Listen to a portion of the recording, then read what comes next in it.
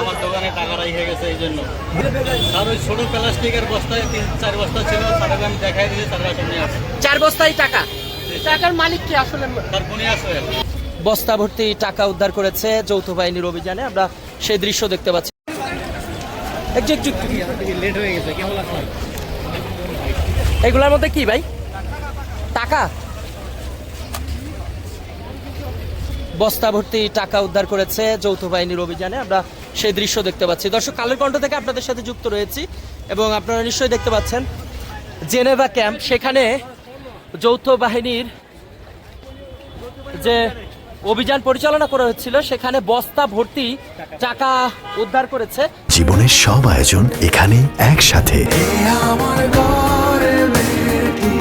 জব্দ করেছে, আমরা দেখেছি। অর্থাৎ মাদকের যে অবৈধ টাকা, সেই টাকাই উদ্ধার করা হয়েছে জেনেভা ক্যাম্প থেকে। কালের কণ্ঠ থেকে আপনাদের সাথে যুক্ত রয়েছে আমি ইকলাস রহমান। কি কারণে আটক করা হয়েছে? বুনিয়া সোহেল আমার দোকানে টাকা রেখে গেছে এই জন্য। বুনিয়া সোহেল টাকা রেখেছে? কয় বস্তা টাকা রেখেছে? 3 বস্তা 4 বস্তা। 4 বস্তা টাকা রেখেছে। আপনার নাম কি? ইসাক আহমেদ। কি নাম? ইসাক আহমেদ। ইসাক আহমেদ। কিসের দোকান ছিল আপনার? আর ওষুধের দোকান, ফার্মেসি। ফার্মেসি, ওষুধের দোকান। কয় বস্তা টাকা রাখা হয়েছে স্পষ্ট করে একটু বলবেন প্লিজ। আর ওই ছোট প্লাস্টিকের বস্তায় 3-4 বস্তা ছিল, তারপরে আমি দেখাই দিয়েছি, তার কাছে নিয়ে আসে 4 বস্তায় টাকা।